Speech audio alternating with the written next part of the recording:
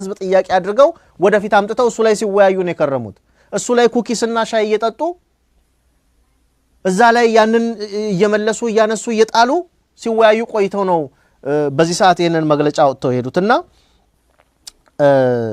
ይሄንን የማይረባ ግብስብስ ሐሳብ በጣም በስፋት ከገለጹ በኋላ ከለውጡ ወዲህ ከፍተኛ የሆኑ ስራዎች መሰራታቸውን አንስቶ በለውጡ አመታት በርካታ ድሎች መገኘታቸውን ያነሳው መግለጫው በለውጡ ሂደቶች በርካታ ችግሮች ማጋጠማቸውንም አንስቷል ቀደምናላቸው ተጠቅሶ የነበረው ነው የአማራ ህዝብ ጥያቄዎች ትክክለኛና ተገቢ ቢሆኑም በርካታ ፈተናዎች እንደገጠሙት ነው የሚያመላክተው ይልና ነገር ግን የአማራ ህዝብ ጥያቄ የሚመለሰው በኢትዮጵያዊ ልዕልና የቆመና ጥያቄዎችን በሰላማዊ መንገድ ለመፍታት የሚጥር መሆኑንም ፓርቲው ካነሳ በኋላ የአማራ ህዝብ ጥያቄ የሚመለሰው በኢትዮጵያዊ ይቅርታ ቆይ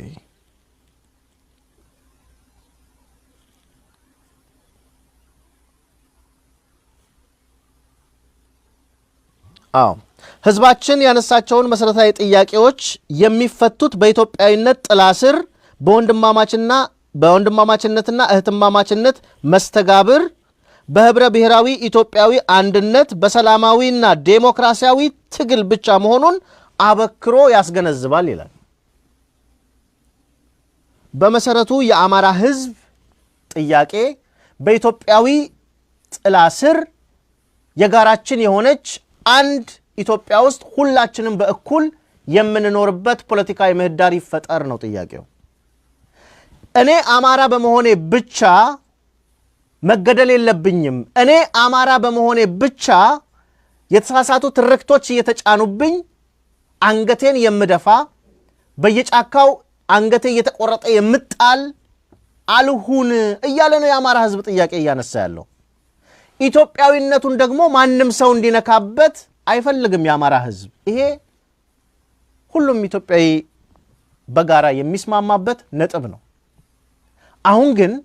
አሁን በሁሉም አቅጣጫ አገዛዙም ሆነ ራሱ የአማራ ክልልን አስተዳድራለሁ ብሎ እየተንቀሳቀሰ የሚገኘው የአማራ ብልጽግና የአማራ ህዝብ ላይ በሁሉም አቅጣጫዎች የሚሰነዘሩ የጥላቻና የውግዘት ስራዎችን በተባባሪነት እያከናወነና እየሰራ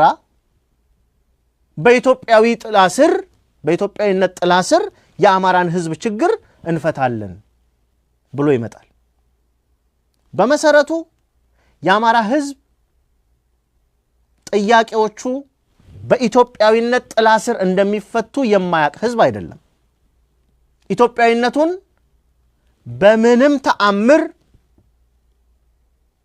ሊክድ የሚችል ህዝብ እንዳልሆነ መሬት ላይ ያለው እንቅስቃሴ የሚያሳይ ነው ታሪካዊ ሂደቶቹም በግልጽ የሚያሳዩ ናቸው አሁን ጥያቄውን በሌላ መልኩ ቀልብሶ መስመር ለማሳት የሚደረገው ጥረት ግን በፍጹም የተሳሳተ መሬት ላይ ያለውን የአማራ ህዝብ ጥያቄ ግምት ውስጥ ያስገባ አይደለም በአጠቃላይ ብሩክ የአግላይነትና የጠቅላይነት ፖለቲካ ባህልን የቀየረ የፖለቲካ ምህዳር መፍጠር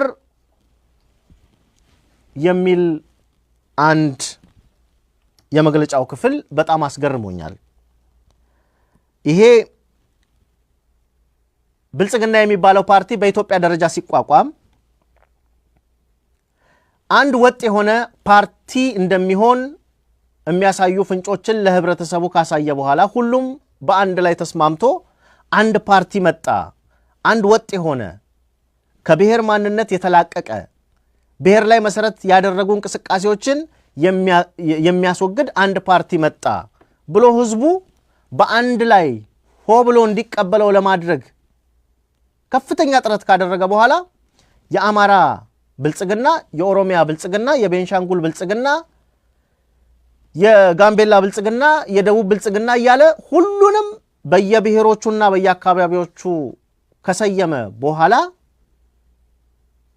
በበላይነት የኦህዴድ ብልጽግና የሀገሪቱን አጠቃላይ ፈላጭ ቆራጭ ሆኖ ከመቀመጡም በላይ እነዚህ የክልል ቅርንጫፍ የብልጽግና መስሪያ ቤቶች ምንም አይነት ፋይዳ እንዳይኖራቸው አድርጎ እሱ የሚፈልገውን በኃይል ያስፈጸመ የህዝብን ጥያቄ እንኳን በአግባቡ ሊያወጡ የሚችሉ እንቅስቃሴዎችን እንኳን እንዳያደርጉ አኮላሽቶ ያስቀመጣቸው እነዚህ የክልል ጽፈት ቤት ፓርቲዎች ምን ያህል በህዝብ ላይ የቀለዱ እንዳሉ ማሳያው የዚህ የብአዴን ግብስብስ መግለጫ አንዱ አካል የሆነው የአግላይነትና የጠቅላይነት ፖለቲካ ባህልን የቀየረ የፖለቲካ አስተላለፍ የሚል ሐሳብ ይዞ መምጣቱ ነው። አያውቀውም። ኦህዴድ ብልጽግናን አያውቀውም። ይሄ የአማራ ብልጽግና ወይም ብአዴን የኦህዴድ ብልጽግናን አያውቀውም።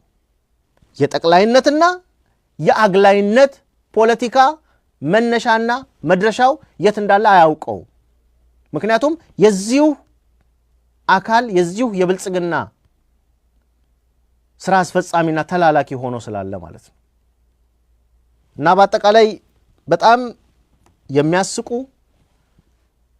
ምንም መግለጫ ብለህም ልታነሳ የምትችላቸው አንዳንድ ሐሳቦች ጭራሽ የመግለጫው አካልም ሆነው መግባታቸው ምን እንዲፈይድላቸው ነው? በየትኛው በኩል በየትኛው አቅጣጫ ሙገሳና ክብር እንዲያስገኝላቸው ነው ብለህ የምትላቸው ሁሉ አገላለጾች አሉበት። ራሳቸውን የሚሰድቡበት ሁሉ አንቀጽ አለ። ራሱ ፓርቲውን ለዛ ነው ቅድም ይሄንን መግለጫ የአማራ ብልጽግና ወይም ብአዴን የተመለከተው አይመስለኝም ያልኩት ከዛ በመነሳት ነውና ስመለስ የቀሩትን ሐሳቦች ይዤ እመጣለሁ። ብሩክ ምናልባት ምናላቸው የቀሩት ሐሳቦች ላይ እድሉን ቢያገኝ እላለሁ።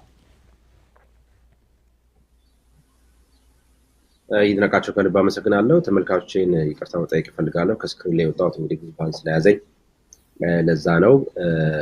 ከልብ ይቅርታ ጠይቃለሁ። ምናላቸው ወደ አንተ ልምጣ። እንግዲህ ይድነቃቸው መጨረሻ ላይ ያነሳውን ነገር በደንብ አትኩሮት እንሰጥበት እፈልጋለሁ። ይህ መግለጫ የአማራን ሕዝብ የኮነነ መሆኑን በጣም የሚያሳዩ ነገሮች አሉት። ሁለተኛ ደግሞ እንዳለው ራሳቸውን የመስደብ ብልጽግና ፓርቲ ውስጥ ያሉ አባላቱን እስከ መስደብ እና ያዋረደም ነው ብለን ነው የምናየው። ሁለት ፓራግራፎችን ላንብብና ምናላቸው ዛሬ ማስተያየት ቢሰጠኝ ደስ ይለኛል። ህዝባችን ከ3 አስርት ዓመታት በላይ ታገለባቸው የማንነት ጥያቄዎች፣ የአስተዳደር ወሰን ጉዳዮች፣ የህገ መንግስታዊ ድንጋጌ ማሻሻያዎች፣ ስውት የሆኑ የፖለቲካ ትርክቶች፣ ፍትሃዊ የልማት ተጠቃሚነት ጥያቄዎች፣ የዜጎች ሰብአዊና ዲሞክራሲያዊ መብቶች አከባበር ላይ የሚታዩ ዝንፈቶችን ለመግራት ያለሰለሰ ፖለቲካዊ ትግል እያደረገ መሆኑን የአደባባይ ሀቅ ነው።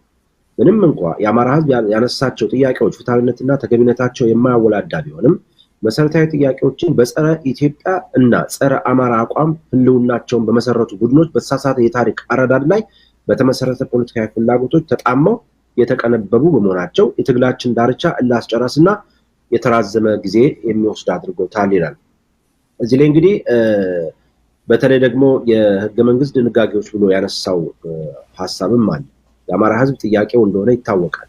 ነገር ግን ይሄ አሁን ያለው ስብስብ አሁን ያለው የአማራን ህዝብ ያዋረደው ይሄንን ጥያቄ አንስቶ ያውቃል ወይ? ምናልባት ዶክተር አምባቸው ነፍሳቸውን ይማረውና እሳቸው ካነሱት ውጪ እንደ አሁን ያለው አመራር ነው መውቀስ የምፈልገው ወይም ደግሞ መጠየቅ የምፈልገው አንስቶት ያውቃል ወይ? ለዛ ታግለው ያውቃል ወይ? ይሄንን ሐሳብ አቀንቅኖ ያውቃል ወይ?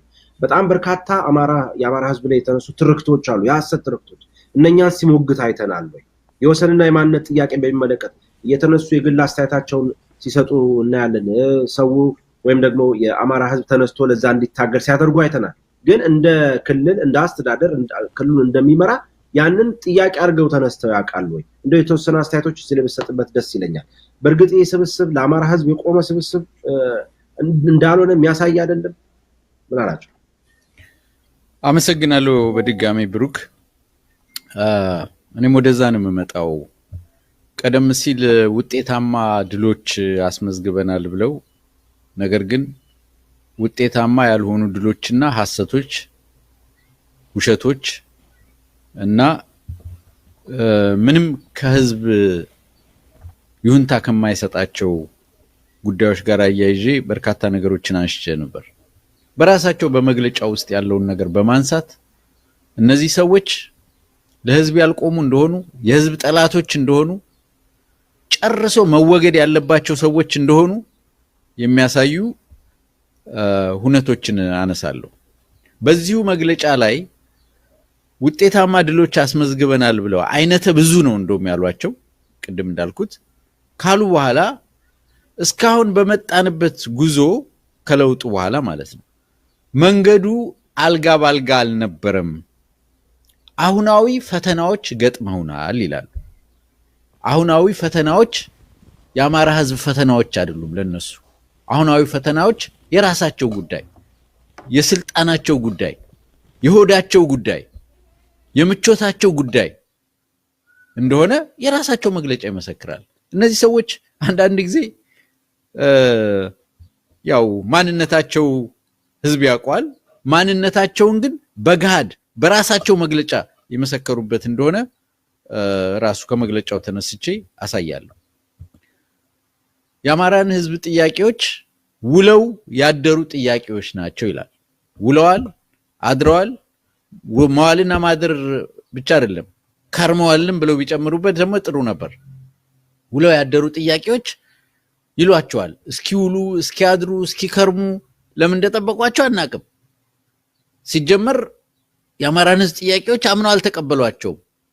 እነዚህ ሰዎች አሁን ላይ መጥተው ፈተናዎች የሚሏቸው የአማራን ህዝብ ፈተና ሳይሆን የራሳቸውን ፈተናና ኤክስተርናላይዝ የሚያደርጉት ሆን ብለው እንደ ስኬፕጎት መውጫ ራሳቸውን መከላከያ የአማራ ህዝብ በሌላ ነገር እንዲጠመድ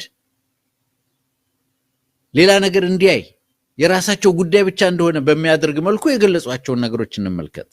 የነሱ አሁናዊ ፈተናዎች ጽንፈኝነትና ስርዓት አልበኝነት ነው አሁናዊ የአማራ ህዝብ ፈተናና ጥያቄ ይላሉ። ጽንፈኝነትና ስርዓት አልበኝነት፣ ለህዝብ ድምጽ መቆም፣ ለህዝብ ችግሮች መከራከር፣ የህዝቡን የመገደል የመፈናቀል የህልውና አደጋ ይሄ ትክክል አይደለም ማለት ለነሱ ምንድነው? ጽንፈኝነት ነው፣ ስርዓት አልበኝነት ነው። ጽንፈኛ ተብለው ስርዓት አልበኛ ተብለው የተያዙ ሰዎችን አስቡት። መስከረም አበራ ለዚህ ስርዓት ለብአዴን ገዢዎች ጽንፈኝነት ነው። የአማራ ምሁራን ለምን ህዝብ ተፈናቀለ፣ የተፈናቀሉትን ሄደን ደግሞ እናቋቁም፣ እንርዳ፣ እንመግብ፣ እናልብስ ማለት ጽንፈኝነት ነው። ስንቶቹ ናቸው የተፈናቀለና የተጎዱ ሰዎችን ሄደው ስለረዱ ያሉበት ቦታ ድረስ? መዓዛ መሐመድ ለዚህ ስርዓት ለዚህ ገዢ ጽንፈኝነት ነው፣ ስርዓት አልበኝነት ነው። በዓለም አቀፍ መድረክ የተሸለመች ጀግና ለብአዴን አገዛዝ ምንድናት? መዓዛ መሐመድ ጽንፈኛ ናት። ስለዚህ ዋናው ፈተና ብለው የሚያስቀምጡት አንደኛው ጽንፈኝነትና ስርዓት አልበኝነት ነው ይላል። ከዛ ቀጥሎስ መሪ አልባ ክልል ለመፍጠር አጥፊ እንቅስቃሴ ነው። የአማራ ህዝብ ትልቁ ችግር መሪ አልባ ክልል ለመፍጠር ማለት ይሄ የአማራ ብልጽግና ቡድን የብአዴን ጥርቅም ሆዱ ካልሞላ ምቾቱ ካልተሟላ ልትመራን አትችልምና ተስተካከል መባል መሪ አልባ ማድረግ ነው። በነገራችን ላይ ግርማ የሽጥላን እኮ በሴራ ፖለቲካ እኮ የገደሉት ራሳቸው ናቸው እኮ።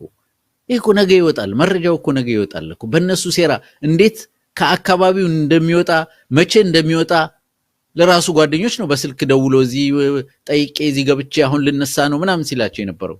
ያን መረጃ ማን ነው ሰጥቶ በዛ መሃል በተሰራ ሴራ ማንን አዘጋጅተው ነው የራሳቸውን ጓድ የበሉት? የራሳቸውን አብሯቸው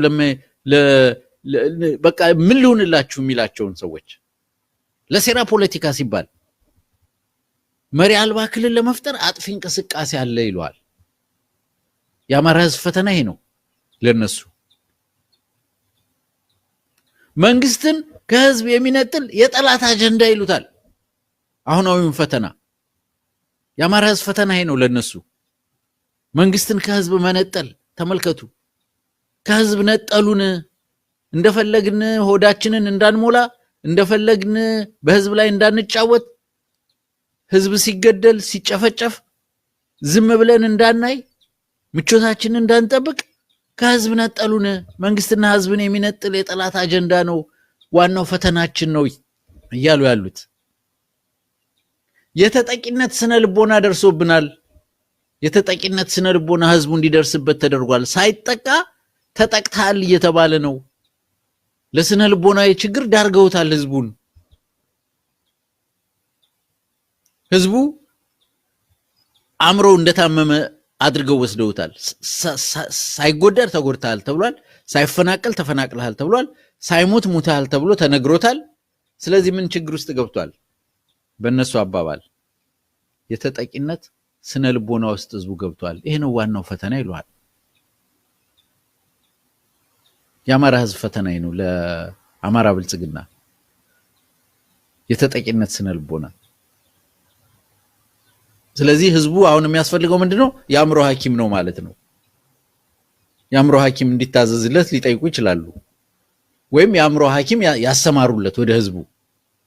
ይሄ ነው መፍትሄው። ምክንያቱም ሳይጎዳር ተጎድተሃል ተብሏል። ሳይጠቃ ተጠቅተሃል ተብሏል። ሳይሞት ተሙተሃል ተብሏል። ሳይፈናቀል ተፈናቅለሃል ተብሏል። ሳይርበው ርበሃል ተብሏል። የኢኮኖሚ የኑሮ ውድነት ሳይደርስበት የኑሮ ውድነት አለብህ፣ ኑሮ የከፋ ደረጃ ደርሷል። ይህንን ማለት የአማራን ህዝብ ለተጠቂነት ስነ ልቦና መዳረግ ነው። ይሄ ነው ፈተናችን ይሉታል። በጣም አስከፊ ነገር ነው። በእውነት በጣም አሳዛኝ ነገር ነው። ውጫዊና ውስጣዊ ተግዳሮቶች ናቸው ይሉሃል ያስቸገሩን። ጉዳያቸው ሁሉ ነገር መሰረታቸው የስልጣን ጉዳይ ነው። ስሁት የፖለቲካ ትርክቶች ናቸው ያስቸገሩን። ይህንን ማረም ያስፈልጋል። ስሁት የፖለቲካ ትርክት ማለት ቅድም የዘረዘርኩት ማለት ነው። ሳይገደል ተገድለሃል፣ ሳይፈናቀል ተፈናቅለሃል እያሉ የስነ ልቦና ተጠቂ ማድረግ፣ ለህዝብ ድምጽ መቆም ስሁት የፖለቲካ ትርክት ነው። ይሄን ካላረም በጣም አስቸጋሪ ነው ይሉሃል። በተሳሳተ አረዳድ ህዝቡን የስነ ልቦና ተጠቂ አድርገውታል። ይሄ ነው ፈተናው። የነሱ ፈተና ይሄ ነው፣ አሁናዊ ፈተና። ስለዚህ እነዚህን ፈተናዎች በአንድነት ቁመን መስመራችንን አጽንተን አንድ ላይ እንሁን፣ አንለያይ። በጣም አስገራሚ ነገር በዚህ ፈተና ውስጥ የገለጹትና እጅግ ያስገረመኝ ነገር፣ እጅግ በጣም ያሳዘነኝና ያሳፈረኝ ነገር ደግሞ የጎራ መደበላለቅ አለ። ከዚህ በፊት ተናግረናል ደጋግመን። ልዩ ድምፁ የምታገኙ ደስ ይለኛል። የኢታማጆር ሹሙ ፊልድ ማርሻል ተብየው ብርሃኑ ጁላ የአማራ ክልል የጎራ መደበላለቅ ነው ችግሩ፣ ከአመራሩ ነው ችግሩ፣ አመራሩ ነው ልዩ ኃይሉ ያፈረሰው እያለ የተናገረው ነገር ነበር። እናስታውሳለን። ደጋግመን አሰምተነዋል። ዛሬም ብትፈልጊው በኋላ ላይ ደስ ይለኛል። ዛሬ መጡና ምን አሉ እነዚህ ሰዎች?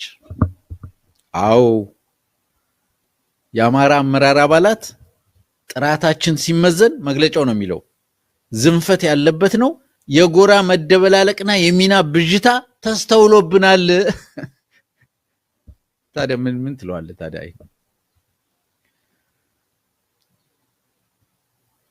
ምን ማለት ይቻላል እንግዲህ? ብርሃኑ ጁላ ተናገረ። ብርሃኑ ጁላ ቀለደባቸው። እናንተ ናችሁ የዚህ ስርዓት ጠላቶች፣ የአማራ ብልጽግና አመራሮች ናቸው። ሳይሆኑ እኮ ነው። ለህዝቡ ቆሞ ቢላቸው እንኳን አንድ ጥሩ ነገር ነበር። ሳይሆኑ አሁን ዛሬ መጡና የአመራርና የአባላት ጥራት ሲመዘን የአመራር አባላቱ የአማራ ብልጽግና አባላቱ ዝንፈት ያለበት የጎራ መደበላለቅ የሚና ብዥታ የሚስተዋልብን ነው ያለ አንዳች ሽንገላ ይሄን ተቀብለናል የሚለው መግለጫውን አንብቡት። ታዲያ ምን ማድረግ ይቻላል? ታዲያ እነዚህ ሰዎች የህዝብ መሪ አልባ አይደለም? የህዝብ ሜዳ ላይ የተጣለ አይደለም?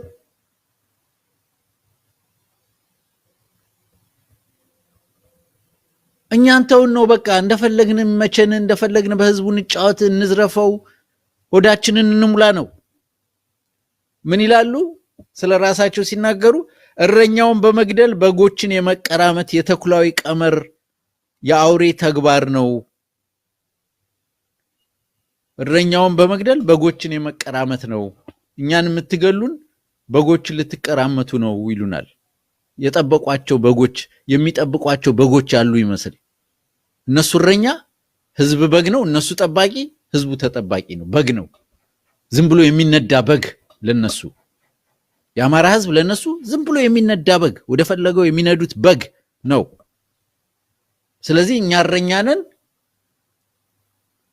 እናንተ በተኩላዩ ቀመር እኛን የህዝብ እረኛ የሆነዎችን በግ ጠባቂዎችን ልትገሉ ነው የሚሉት።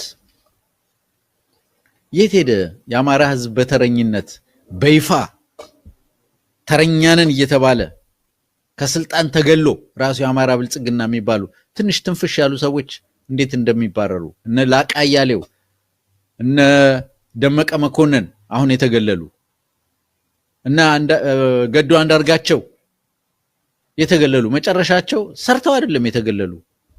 በቃ መጨረሻቸው አንደውም አቅም የላችሁም እያሉ ነው እኮ ያገለሏቸው። የኢኮኖሚ አድሎ ባለቤተ መንግስቶቹ እነሱ እኛ ባለ ራዮች ነን፣ ቤተ መንግስት እንሰራለን፣ እኛ ባለ ራዮች ነን፣ እንሰብራለን፣ በአፍሪካ ቀንድ ትልቅ ኃይል እንሆናለን እኛ ኦሮሞማዎች እያሉ እኮ ፊት ለፊት ነው እኮ የሚነግሯቸው በህዝብ ፊት። የራሳቸውን እንኳን ችግር በአመራር መካከል ያለውን የመግለጫ ያነሳም። የአመራር እጦት ለምን እንዳለ ጎጠኝነቱ፣ የስልጣን ጥመኝነቱ።